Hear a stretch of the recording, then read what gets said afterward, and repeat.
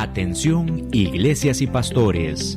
Radio Costa Rica pone a su disposición toda una plataforma audiovisual para que su mensaje llegue a miles de personas en Costa Rica y el mundo. Sumamos radio, Facebook Live, nuestras propias aplicaciones, nuestro sitio web y nuestro canal en YouTube, además de toda nuestra experiencia en el concepto de evangelismo mediático, porque nos interesa unir esfuerzos para llevar un mensaje de fe y esperanza en estos momentos tan convulsos socialmente, donde las malas noticias nos afectan cada minuto. Su mensaje, nuestra experiencia y herramientas tecnológicas se unirán para llevar noticias de fe y esperanza. Anímese, ingrese al maravilloso mundo de la comunicación audiovisual con nosotros. Para mayor información, 8377-4416. Radio Costa Rica. Mucho más que una radio.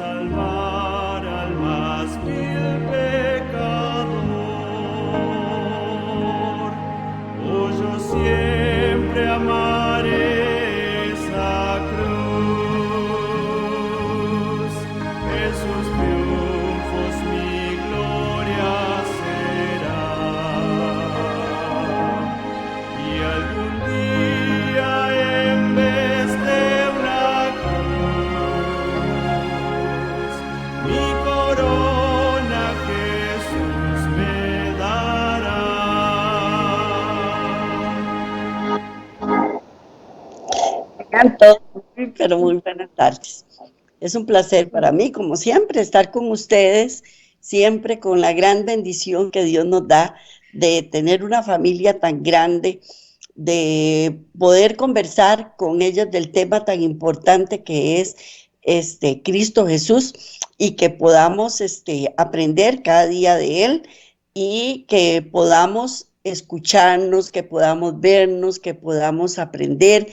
Todas esas son bendiciones que Dios nos da para que nosotros llevemos nuestro peso, nuestras cargas, para aligerar la cruz, como Él nos dijo. Él nos propuso que cada uno tome su cruz y sígame. Pues Él es tan misericordioso que siempre nos ayuda a llevar esa cruz tan fuerte que tenemos en la espalda, que a veces sentimos que ya no podemos más, pero Él siempre con su infinita misericordia nos atiende, nos asiste, nos sana, nos purifica. Él es Él. Y Él siempre está de la mejor disposición de compartir con nosotros en estos momentos tan importantes de nuestra vida. Así es que hoy vamos a ver la fiesta en casa de Simón. Pero antes, como siempre, vamos a elevar una plegaria al Señor para que Él esté con nosotros a través de toda esta emisora tan maravillosa que Él junto con Andy han puesto a nuestra disposición para que nosotros podamos compartir esto con ustedes. Radio Costa Rica 930M ha puesto también Facebook Live para que nosotros podamos subir nuestras programaciones, y también en YouTube, Laicos en Acción. Así es que adelante, ahí van a encontrar programas maravillosos a los cuales acudir en caso necesario que necesiten alguna información, o también para crecimiento espiritual, también para traer paz a nuestro corazón y gozo, porque esas son todas las buenas dádivas que el Señor tiene para con nosotros a través de toda esta programación. Así es que incline su rostro donde quiera que esté y ore conmigo. Amantísimo Padre Celestial, te damos gracias por todos los medios de comunicación que ayudas para que nosotros podamos transmitir todos los programas con enseñanzas valiosas para todas las personas. Gracias, Padre, por tu misericordia, por tu bondad, por tu cuidado que día con día nos das, y ayúdanos a acercarnos más a ti, a aprender más de ti y a tener gozo en nuestro corazón y paz en nuestro corazón que solo tú nos lo puedes dar. Gracias, Padre, en el nombre de Cristo Jesús. Amén. Bueno, hoy vamos a ver la fiesta en casa de Simón. Él siempre dentro del tema, el deseado de toda la gente. Vamos primero a hablar quién era un poquitito Simón. Simón de Betania. Era considerado discípulo de Jesús. Era uno de los pocos fariseos que se habían unido abiertamente a los seguidores de Cristo. Reconocía a Jesús como maestro y esperaba que fuese el Mesías, pero no lo había aceptado como Salvador. Su carácter no había sido transformado y sus principios no habían cambiado. Nosotros sabemos que es sumamente difícil cambiar, porque para el ser humano quitarse los traumas psicológicos que uno adquiere de niño, los hábitos son sumamente difíciles de eliminar, de quitar. Solo con la ayuda de Dios y teniendo uno un carácter bastante fuerte puede, y permitiéndole al Señor también, porque el Señor es un caballero y Él no nos invade a nosotros con sus conocimientos y con su forma de ser. Él lo que quiere es que nosotros recurramos a Él y que le pidamos esos cambios. Pues este Señor no había cambiado. Él no había cambiado para nada, no había recibido a Cristo como Salvador y Él era Él y se creía muy autosuficiente, me imagino, ¿verdad? Simón había sido sanado de lepra. Y era esto lo que lo había atraído a Jesús. Recordemos que él lo mandaron a bañarse en el río que estaba excesivamente sucio, que él no quería meterse. Y si se quería curar de la lepra, tenía que meterse ahí. ¿Por qué Dios lo hizo? Para bajarle un poco el nivel de egocentrista que tenía, para bajarle un poco el nivel de autosuficiencia y que para aumentar la credibilidad en él. Pues este era Simón. Y deseaba él, después de su sanación, manifestar su gratitud en ocasión de la última visita de Cristo a Betania, y ofreció un festín al Salvador y a sus discípulos. Este festín reunió a muchos de los judíos, a muchos, porque todos deseaban verle, todos deseaban conocerle y a la misma vez todos deseaban apresarle, porque cuando él hablaba cosas que no estaban de acuerdo con la forma de ser de ellos y su filosofía, ellos no lo aceptaban. Así es que a este festín recurrieron muchos de los judíos. Pues había entonces mucha excitación en Jerusalén. Cristo y su misión llamaba la atención más que nunca antes. Aquellos que habían venido a la fiesta vigilaban estrechamente sus movimientos y algunos con ojos inamistosos. Mucha gente no lo aceptaba. Pues Salvador había llegado a Betania solamente 6 días antes de la Pascua y de acuerdo con su costumbre había buscado descanso en la casa de Lázaro. Los muchos viajeros que iban hacia la ciudad difundieron la noticia de que él estaba en camino a Jerusalén y pasaría el sábado en Betania. Había gran entusiasmo entre la gente. Muchos se dirigieron a Betania, algunos atraídos por la fama de Jesús, por las cosas maravillosas que él había hecho, por los milagros que él había realizado, y otros por curiosidad de ver a quien había resucitado. Muchos esperaban oír de Lázaro una descripción maravillosa, de las escenas de ultratumba. Se sorprendían de que no les dijera nada. Nada tenía él de esta naturaleza para decir. ¿Por qué? Porque los muertos nada saben. Un día de estos estaban publicando en las redes sociales sobre personas que han estado clínicamente muertas y que después ellos vuelven a la vida y que empiezan a contar una serie de cosas, que vieron una luz al final del túnel y un montón de cosas. Bueno, si nosotros nos dejamos guiar por la palabra de Dios, ¿qué nos dice la palabra de Dios? Los muertos nada saben. Y si estuvieron clínicamente muertos, los muertos nada saben. Pues, también, antes de proseguir, les indico que todas estas enseñanzas las pueden encontrar en Mateo 28, del 6 al 13, en Marcos 14, del 3 al 11, en Lucas 7, del 36 al 50, en Juan 11, del 55 al 57, y en Juan 12, del 1 al 11. Repito, Mateo 26, del 6 al 13, Marcos 14, del 3 al 11, Lucas 7, del 33 al 50, y Juan 11, del 57 al 55 al 57, y Juan 12, del 1 al 11. Ahí está toda la información bíblica de lo que nosotros estamos exponiendo en este momento. Pero por el momento vamos a leer Eclesiastés 9, del 5 al 6. Eclesiastés 9, del 5 al 6, que dice así: porque los que viven saben que han de morir, pero los muertos nada saben, ni tienen más paga, porque su memoria es puesta en olvido. También su amor, su odio, su envidia fenecieron ya, y nunca más tendrán parte en todo lo que se hace debajo del sol. Eclesiastés 9, del 5 al 6, porque los muertos que viven saben que han de morir, pero los muertos nada saben, ni tienen más paga, porque su memoria es puesta en olvido. También su amor, su odio, su envidia fenecieron ya, y nunca más tendrás parte en todo lo que se hace debajo del sol, debajo del sol.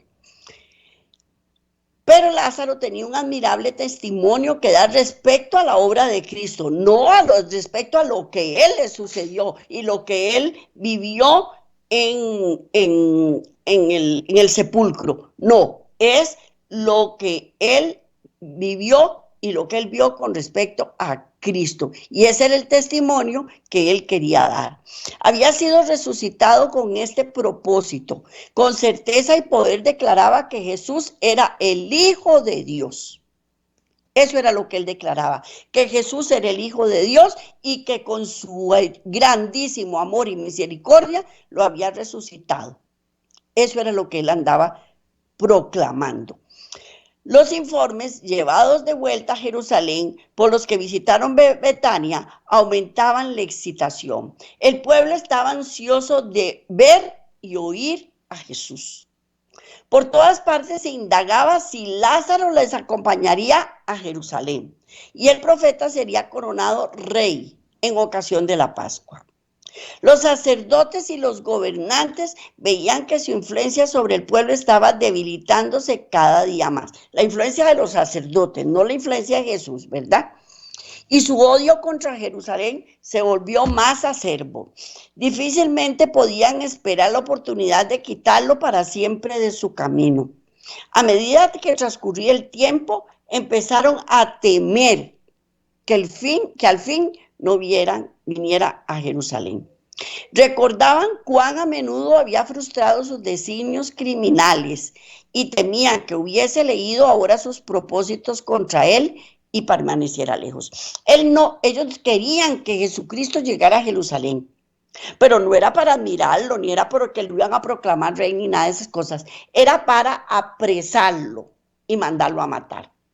Era como la trampa que ellos estaban planeando para poder atrapar a Cristo Jesús. Y vamos a leer Efesios 5, capítulo 5, versículo 2, que dice así: andad en amor, como también Cristo nos amó y se entregó a sí mismo por nosotros, ofrenda y sacrificio a Dios en olor fragante. Y andad en amor, como también Cristo nos amó y se entregó a sí mismo por nosotros, ofrenda y sacrificio a Dios en olor fragante. Eso está en Efesios 5:2. 5:2. Y también ellos se preguntaban entre sí: ¿qué os parece? ¿Que no vendrá la fiesta? Porque ellos estaban ansiosos de que llegara la fiesta, pero no era por amor, era por el de atraparlo. Toda esta circunstancia los hizo a ellos convocar a un concilio entre los sacerdotes y los fariseos. Y desde la resurrección de Lázaro, las simpatías del pueblo estaban tan plenamente con Cristo que sería peligroso apoderarse de él abiertamente. Ellos lo que querían era que él cayera en una trampa de blasfemia y acusarlo de blasfemia y poder apresarlo libremente sin sentir que el pueblo los iba a culpar por eso, porque temían al pueblo también. Así que las autoridades determinaron prenderle secretamente y llevarle al tribunal tan calladamente como fuera posible. Esperaban que cuando su condena se conociese, la voluble corriente de la opinión pública se pondría en favor de ellos.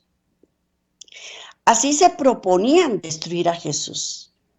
Pero los sacerdotes y rabinos sabían que mientras Lázaro viviese, no estarían seguros, porque no solo le temían a Jesús, sino que también le temían a Lázaro. La misma existencia de un hombre que había estado 4 días en la tumba y que había sido resucitado por la palabra de Jesús ocasionaría tarde o temprano una reacción. Porque toda la gente le iba a creer más a Lázaro que a ellos. Y Cristo estaba de parte de Lázaro y Lázaro estaba de parte de Cristo. Entonces el pueblo iba a ir a favor de Cristo. El pueblo habrá de vengarse contra sus dirigentes por haber quitado la vida a aquel que podía realizar tal milagro. Por lo tanto, el Sanedrín llegó a la conclusión de que Lázaro también debía morir. El odio y la incredulidad de los dirigentes judíos habían crecido hasta disponerlo a quitar la vida a quien por el poder infinito había rescatado del sepulcro. O sea, no solo querían darle muerte a Jesucristo, sino que también querían darle muerte a Lázaro. Eso era lo que ellos pretendían. Y así los eliminaban a los dos de un solo tiro. Mientras todo esto se tramaba en Jerusalén, Jesús y sus amigos estaban invitados al festín de Simón.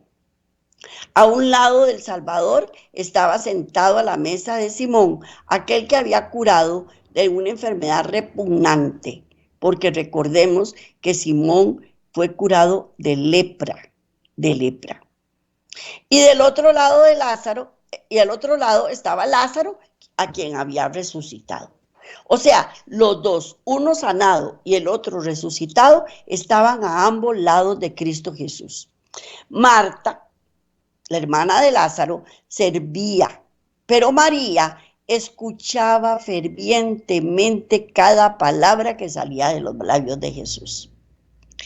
En su misericordia, Jesús había perdonado sus pecados. Había llamado de la tumba a su amado hermano y el corazón de María estaba lleno de gratitud. Ella había oído hablar a Jesús de su próxima muerte y con profundo amor y tristeza había anhelado honrarle.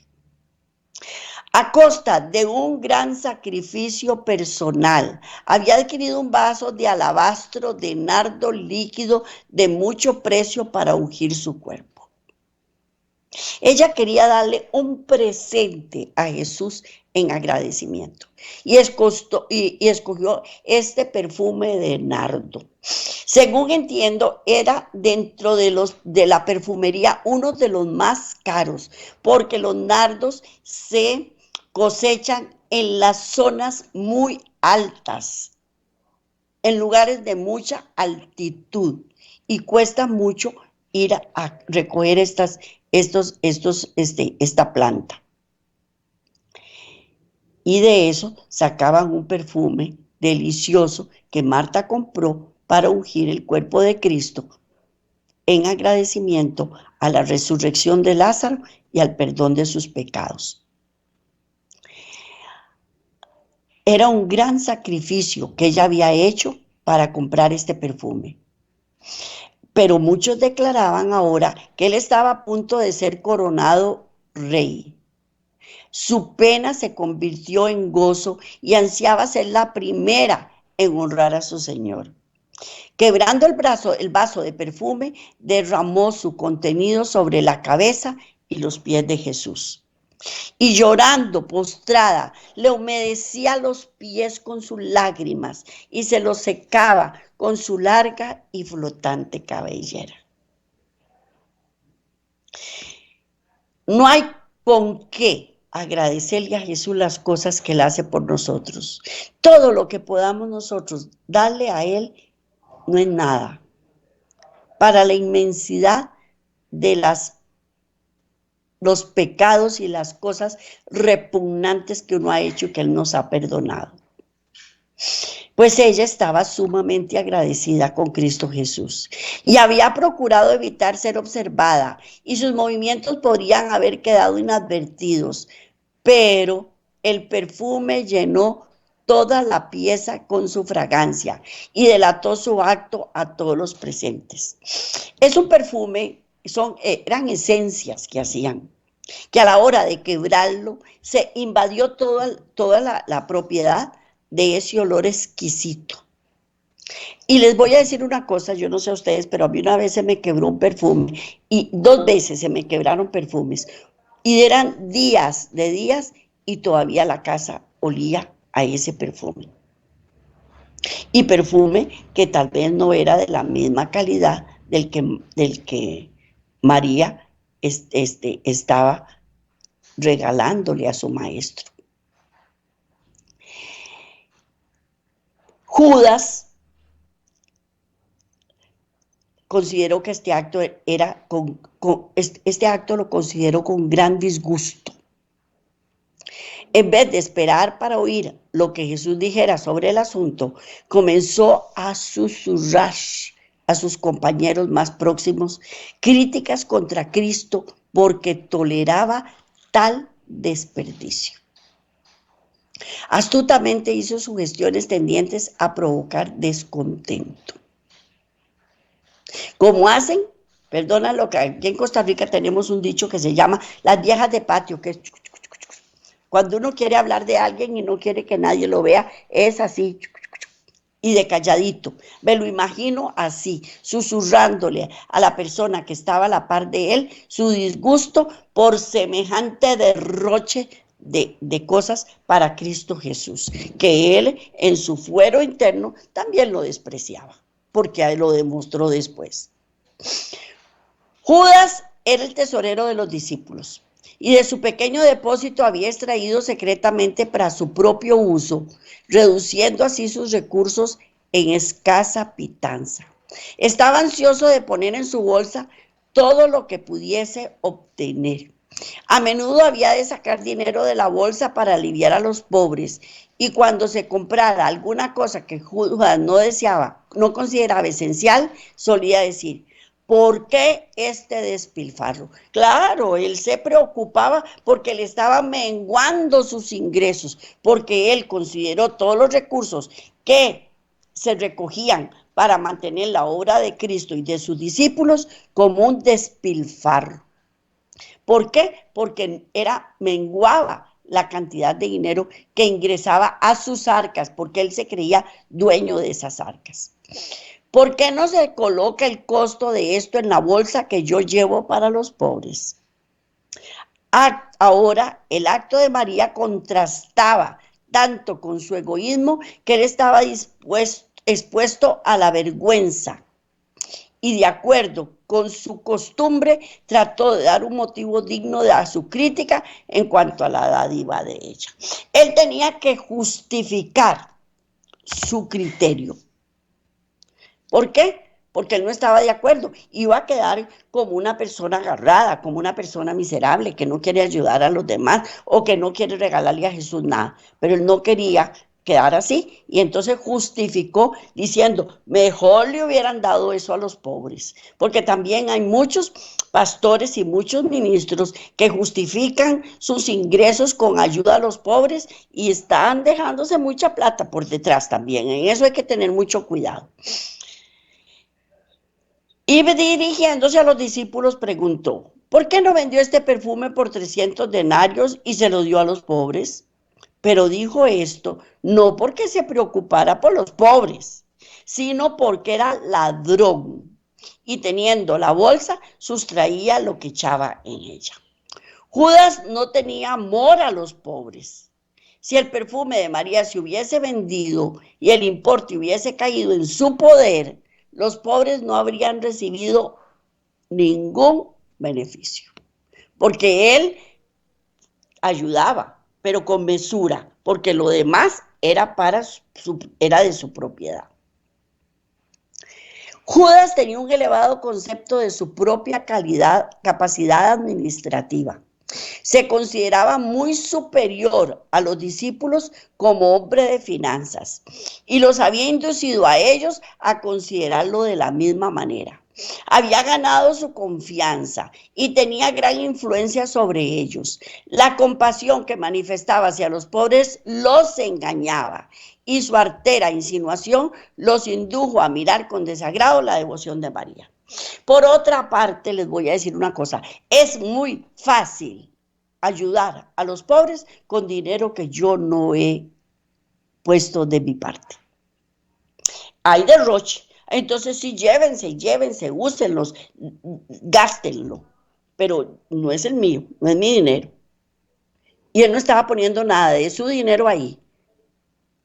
Entonces también en eso también tenemos que tener mucho cuidado con las personas que presentan esa generosidad, pero andan recogiendo por detrás y dejándose una parte de lo que recogen.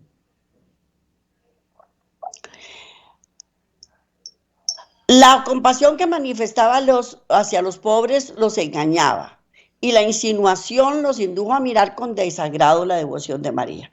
Claro, en ese momento todo el mundo pensó, qué bárbara María. ¿Cómo es posible que haya gastado tantísimo dinero en ese perfume, romperlo aquí, desperdiciarlo con un montón de gente que tiene hambre?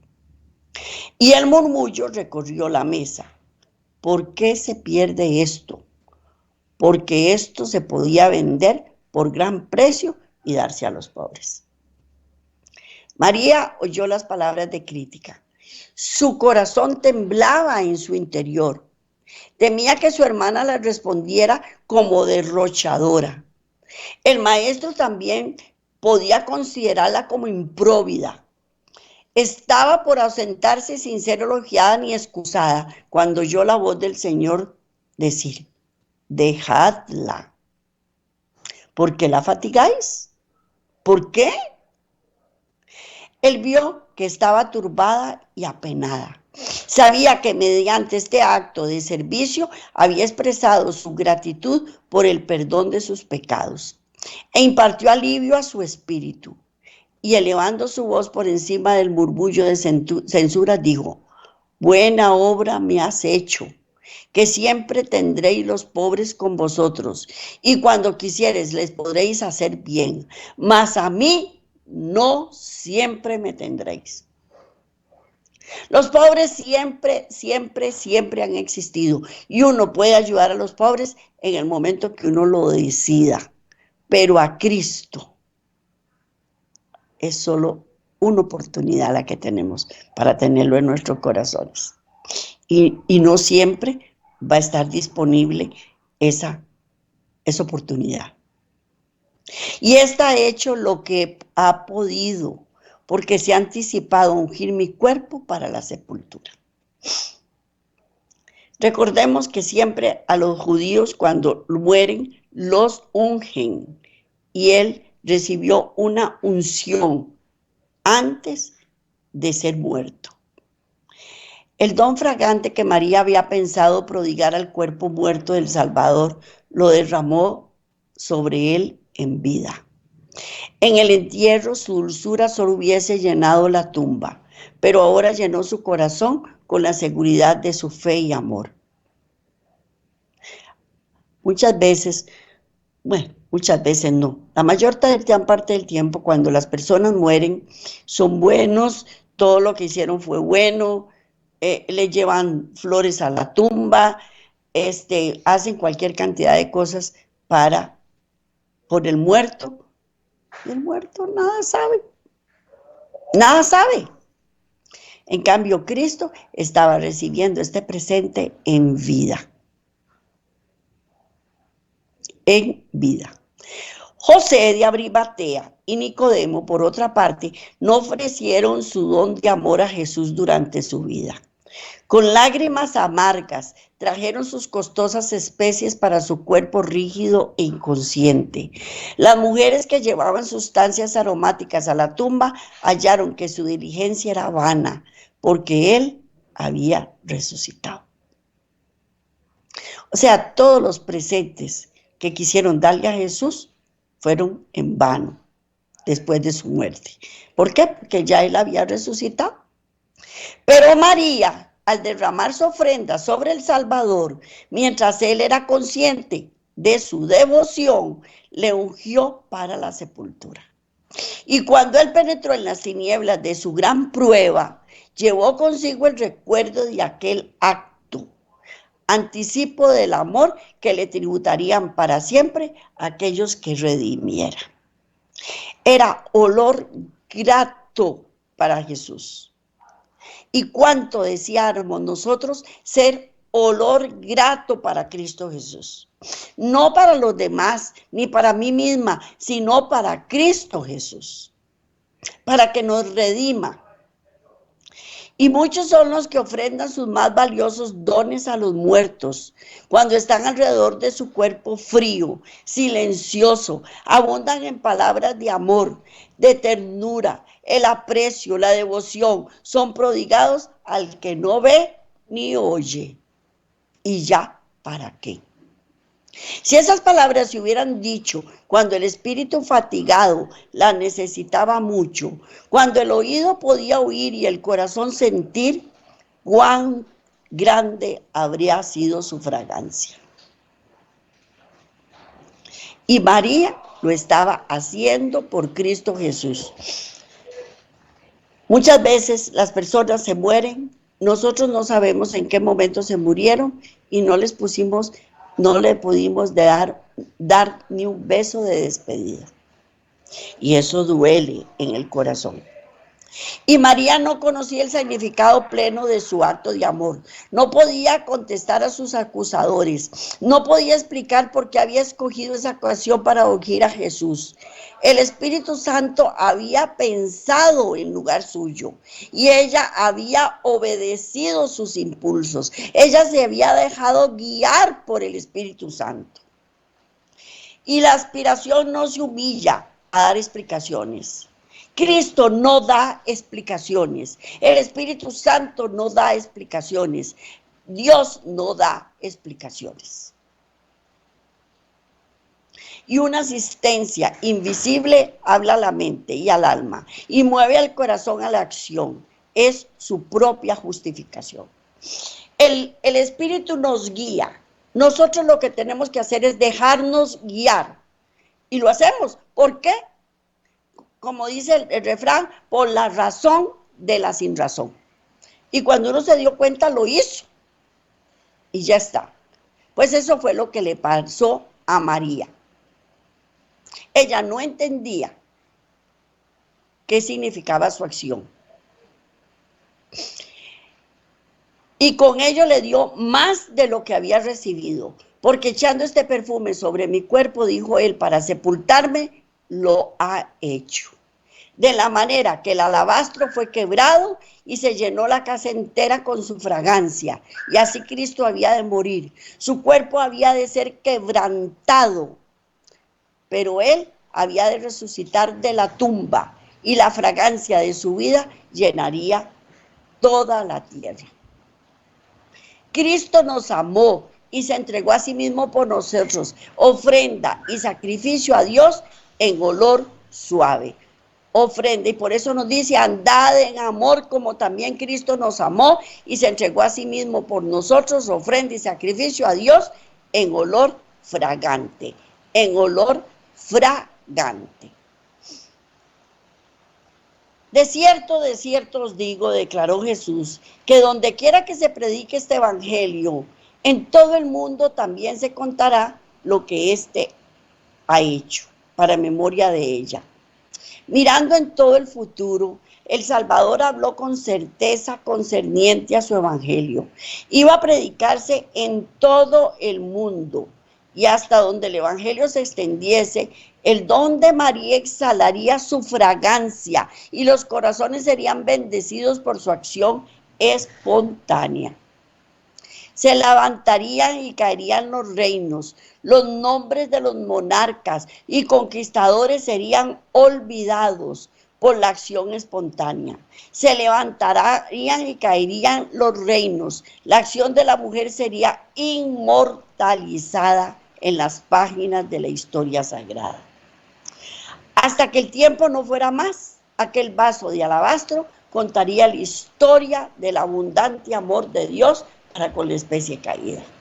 Allí se estaba intercambiando el amor de Cristo hacia el prójimo y el amor del prójimo hacia Jesucristo.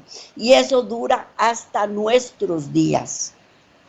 Porque así como hay muchos que, como los fariseos y los gobernantes, querían matarlo y querían perseguirlo y lo rechazaron, así hay muchos que lo seguimos, lo amamos y lo adoramos.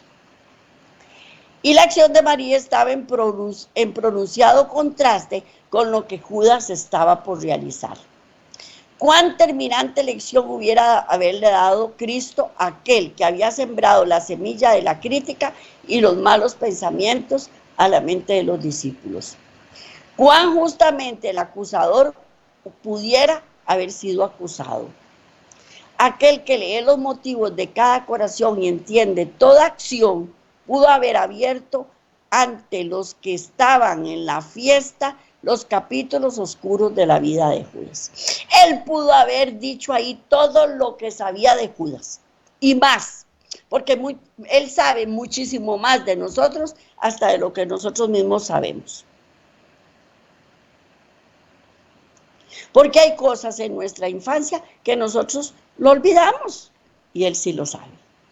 Y puede traer a colación todo eso, pero sin embargo no lo hizo, por respeto, porque él es un caballero. También podría haber desenmascarado la falsa pretensión sobre la cual el traidor basaba sus palabras, porque en vez de tener solidaridad con los pobres, él les robaba el dinero destinado a aliviarlos. ¿Podría Cristo haber excitado la indignación contra él porque oprimía a la viuda, al huérfano y al asalariado? Pero si Cristo hubiera desenmascarado a Judas, esto se hubiera considerado como un motivo de traición. Y aunque acusado de ser ladrón, Judas hubiera ganado simpatía entre todos los discípulos. El Salvador no le censuró y así evitó darle una excusa para traicionarle. Porque si él le hubiera expuesto, estaba dándole armas a Judas para que con muchísimo más razón lo traicionara. Pero sin embargo, no lo hizo. No lo hizo. Porque él no iba a ser piedra de tropiezo para Judas. Lo que Judas hiciera, lo iba a hacer por sí mismo y con la influencia del enemigo. Pero nada más. Pero la mirada que Jesús dirigió a Judas le convenció de que el Salvador discernía su hipocresía y leía su carácter vil y despreciable.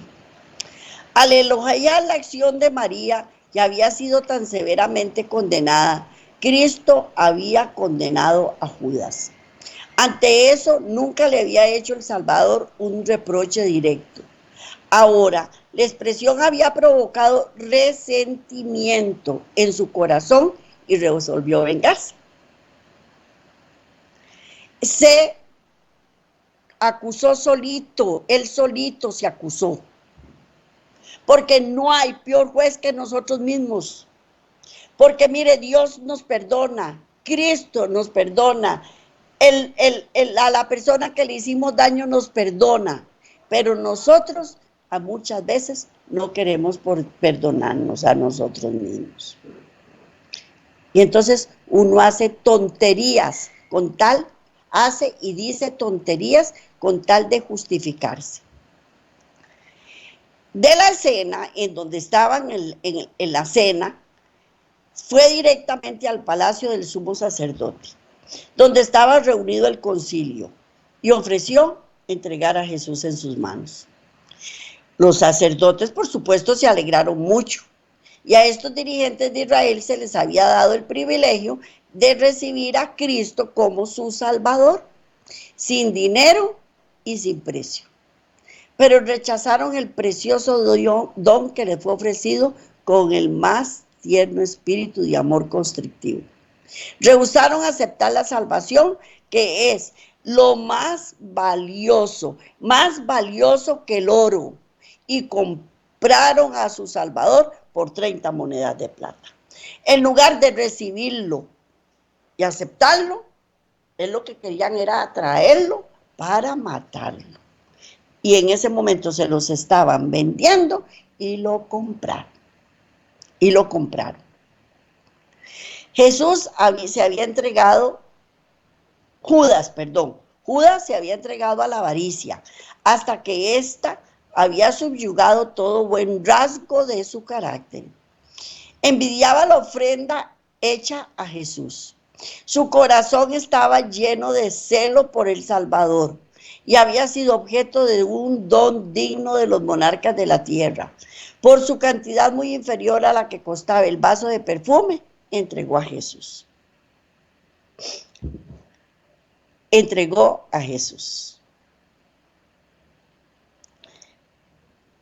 Es triste la envidia. No tengo paz en mi corazón cuando yo soy envidiosa. Y yo quiero el lugar que poseen otras personas. No tengo paz en mi corazón. No tengo agradecimiento. No tengo gozo. Pues eso le pasaba a Judas. Él creía que era demasiado lo que le estaban dando a Jesús y que él merecía muchísimo más que eso. Si hubiesen sentido que nada que les ofrendaba era malgastado, los sabios de Oriente no conocían tampoco a Jesús. Había manifestado mejor aprecio del don debido a él. Trajeron sus preciosos dones al Salvador y se inclinaron en homenaje a él cuando no era sino un niño y yacía en el pesebre.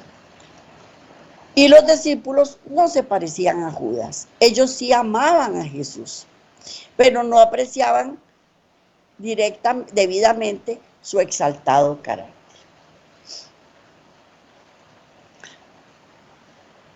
Los sabios de Oriente le trajeron ofrendas a Jesús sin ni siquiera conocerlo. Ni siquiera sabían dónde encontrarlo. Fueron guiados por una estrella hasta llegar a donde él estaba yaciendo en el pesebre. Cristo apreciaba los actos de cortesía que brotaban del corazón cuando alguien le hacía un favor. Los bendecía con cortesía celestial. No rechazaba la flor más sencilla arrancada por la mano de los niños, que se le ofrecían con amor. Aceptaba las ofrendas de los niños, bendecía a los donantes e inscribía sus nombres en el libro de la vida. En las Escrituras se mencionaba el uncimiento de Jesús por María para distinguirla de las otras Marías. Los actos de amor y reverencia para con Jesús son la evidencia de la fe en él como hijo. de Dios. Y el Espíritu Santo menciona su evidencia de la lealtad de una mujer a Cristo. Si ha lavado los pies de los santos, si ha socorrido a los afligidos y si ha seguido la buena obra. Y vamos a leer Primera de Timoteo 5:10, que dice así: que tenga testimonio de buenas obras, si ha criado hijos, si ha practicado la hospitalidad, si ha lavado los pies de los santos, si ha socorrido a los afligidos, si ha practicado toda buena obra. Estas son las características que deben tener los seguidores de Cristo. Tiene que tener un buen testimonio de buenas obras, si ha criado hijos, si ha practicado la hospitalidad, si ha lavado los pies de los santos, si ha socorrido a los afligidos y si ha practicado toda buena obra. Toda buena obra. Cristo se deleitó en un ardiente deseo de María de hacer el bien a su Señor.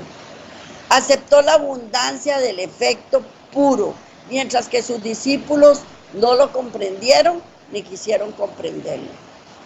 El deseo que María tenía de prestar este servicio a su Señor era de más valor para Cristo que el más costoso de los perfumes, ya que expresaba el aprecio de ella por el Redentor del mundo. Hay regalos que uno da o que uno recibe que valen oro, porque es justo lo que se está recibiendo en ese momento, lo que uno necesitaba. Y en ese momento Cristo estaba siendo ungido para su muerte. El amor de Cristo la constreñía, llenaba su alma la sin par excelencia del carácter de Cristo. Aquel perfume era un símbolo del corazón de la donante. Era la demostración exterior de su amor alimentado por las corrientes celestiales hasta que se desbordaba. El acto de María era precisamente la lección que necesitaban los discípulos para mostrarle con la expresión de su amor a Cristo de alegría. Él había sido todo para ellos y no comprendían que pronto serían privados de su presencia, que pronto no podrían ofrecerle prueba alguna de gratitud por su gran amor. Y aquí entramos nosotros también. Lo rechazamos y no sabemos cuándo la gracia va a ser retirada y nos vamos a privar de su presencia y no podremos demostrarle nuestro grande amor. Por eso hay que hacerlo hoy, ya, en este momento. La soledad de Cristo, separado de las cortes celestiales, viviendo la vida de los seres humanos, nunca fue comprendida ni apreciada por los discípulos como debiera haber sido. Él se apenaba a menudo porque sus discípulos nunca le daban lo que debiera recibir de ellos. Sabía que si hubiese estado bajo la influencia de los ángeles celestiales que le acompañaban, ellos también hubieran pensado que ninguna ofrenda le era suficiente valor para manifestar el afecto espiritual del corazón. Lo que Cristo nos da a nosotros no tiene precio, no podemos retribuirle a Él absolutamente nada, ni la milésima parte. Otra de los problemas que tenemos los seres humanos es que todo lo creemos que lo merecemos, que nosotros merecemos todo y no merecemos nada. Lo único que merecemos es muerte. Eso es lo único que merecemos. Y que todo lo que Cristo nos lo da por amor a nosotros mismos. Su comprensión posterior le dio una verdadera idea de las muchas cosas que hubieran podido hacer para expresar a Jesús el amor y la gratitud de sus corazones, mientras estaban junto a Él. Cuando ya no estaba con ellos y se sintieron en verdad como ovejas sin pastor, empezaron a ver cómo hubieran podido hacerle atenciones que hubieran infundido alegría en su corazón, y ya no cargaron de reproches a María, sino a sí mismos. O si hubieran podido recoger sus censuras, su presentación pobre como más digno del don de Cristo, sintieron el reproche agudamente cuando quitaron la cruz del cuerpo magullado de nuestro Señor. Y eso nos pasa a nosotros con los muertos, y por eso queremos estar pensando en los muertos y recordando a los muertos y llorando por los muertos, porque nos sentimos culpables. Si hubiera hecho más, si le hubiera dado más, si le hubiera demostrado mi amor, si no hubiera permitido que sucediera tal cosa, si lo hubiera guiado mejor. Todas esas cosas nos hacen sentirnos culpables. Y eso ocurrió con Cristo Jesús después de que murió, y lo que sentían los discípulos. Las palabras dichas con indignación: ¿por qué se pierde esto?, recordaron vividamente a Cristo, el mayor sacrificio jamás hecho. Él quería ser tan generoso con su familia humana que no pudiera decirse que él hubiera podido hacer más. En el don de Jesús, Dios dio el cielo entero. Desde el punto de vista humano, tal sacrificio era un derroche desenfrenado. Asimismo, todo el plan de salvación es considerado como tal. Despreciamos, derrochamos todo el sacrificio hecho por el cielo para nuestra salvación, cuando nos negamos a recibirla. Pero el plan de Dios debía de ser pleno, abundante, completo, para enriquecer toda alma que Dios había creado. No todos los hombres se salvan. Sin embargo, el plan de redención no es un desperdicio por no lograr a todas las personas. Es un desperdicio de las personas de no saber aprovechar esa oportunidad, porque las oportunidades son del que las aprovecha, y la oportunidad del plan de salvación está para usted y para mí, para todos, pero tenemos que apropiárnoslo. Simón, el huésped, también había sentido la influencia de la crítica de Judas respecto al don de María, y se sorprendió por la conducta de Jesús. Su orgullo de fariseo se había ofendido, y muchos de los huéspedes estaban mirando a Cristo con desconfianza y desagrado. Y dijo Simón para sí: si este fuera profeta, conocería quién y cuál es la mujer que le toca, que es una pecadora. Porque también somos rápidos para juzgar y no vemos el tuco que tenemos en nuestro ojo, sino que nada más vemos la paja ajena. Pero como Cristo era Cristo y es Cristo y sigue siendo Cristo por toda la eternidad, cuando Él lo salvó de la lepra, lo salvó de una muerte viviente, pero ahora dudaba si era profeta. Solo porque Cristo aceptó a María, no la rechazó a pesar de sus múltiples pecados tan grandes como para ser perdonados. Pensaba que si supiera quién era, no aceptaría ni siquiera que lo tocara. Solamente por su ignorancia acerca de Dios, lo que lo hacía pensar así. Dios actúa con compasión, con ternura, con misericordia. Pensaba que el acto de ella de besar los pies de Cristo y ungirlos con perfume los exasperaba por la dureza del corazón. Ellos tenían el corazón duro, duro, duro hacia Cristo. Ante tales circunstancias, el Señor le dijo: Simón, una cosa tengo que decirte. Un acreedor tenía 2 deudores. Uno le debía 500 denarios y el otro 50 denarios. Y no teniendo con qué pagar, perdonó a ambos. Di cuál de los dos le amará más. Simón respondió: pienso que aquel que perdonó más. Y Cristo respondió: rectamente has juzgado. Simón pronunció sentencia contra sí mismo. Simón había arrastrado el pecado a la mujer que ahora juzgaba y despreciaba. Ella había sido perjudicada por él. Cada uno de los dos tenía una deuda que pagar, pero Simón se sentía más justo que María. Pero Jesús deseaba mostrarle que su pecado superaba al de María, porque también muchas veces nosotros nos justificamos a nosotros mismos y pensamos, no, eso fue un desliz que yo tuve, no, eso fue una mentirilla blanca que yo hice, no, sí le quité una plata, pero es que él no necesita esa plata, y nos estamos justificando a nosotros mismos. Estaba diciendo que María era una gran pecadora y él fue el que la indujo al pecado. Y ahí mismo Simón empezó a verse de una manera diferente.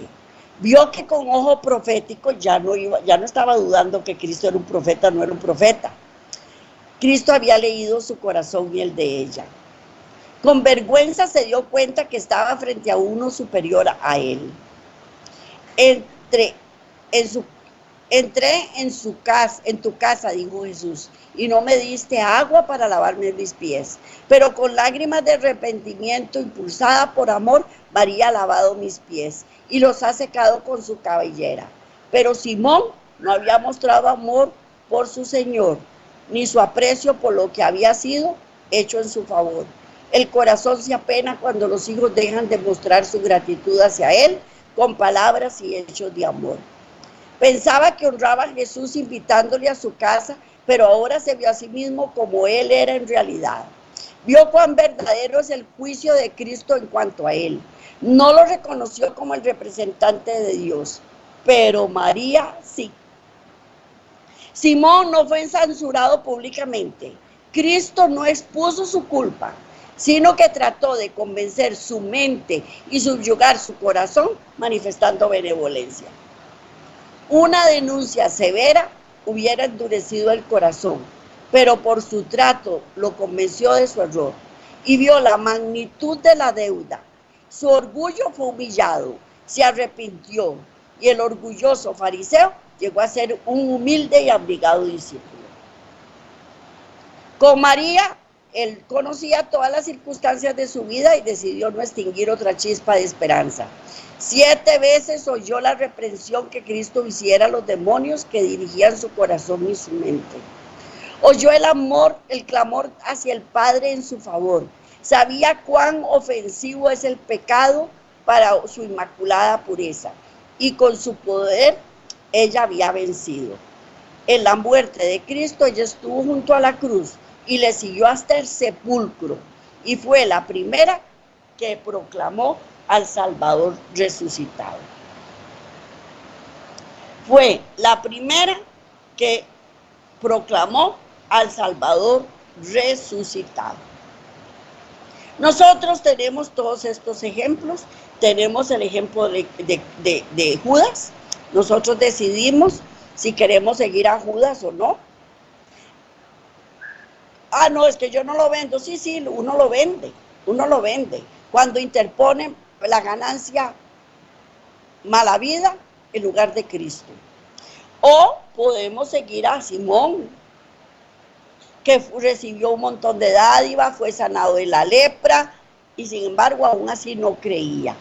Pero sí estuvo pronto a juzgar a María. Y Judas también. Y los dos estaban en peor condición que María, porque María sí reconocía su deuda, María sí reconocía su error, María sí reconocía su pecado, María sí reconocía lo que el Salvador había hecho por ella y estuvo presta a ungirlo antes de su muerte. Ya nosotros no los podemos ungir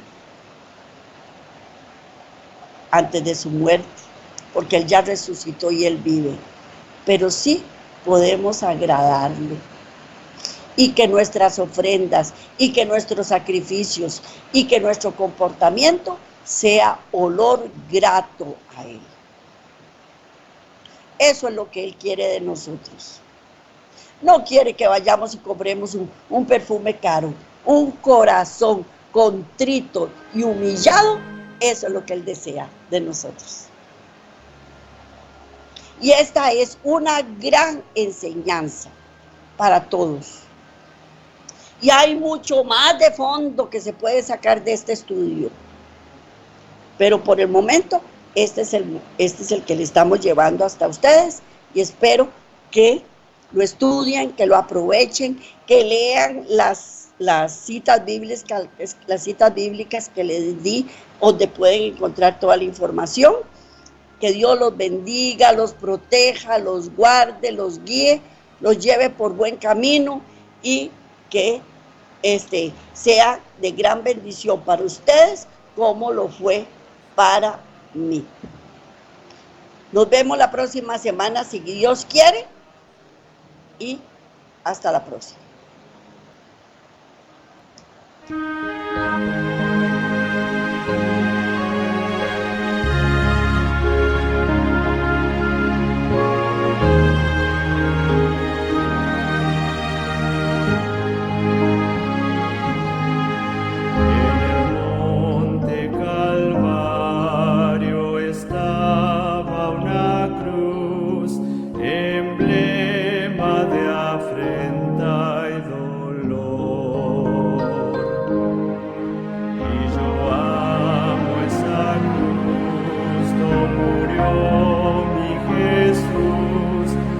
Salvar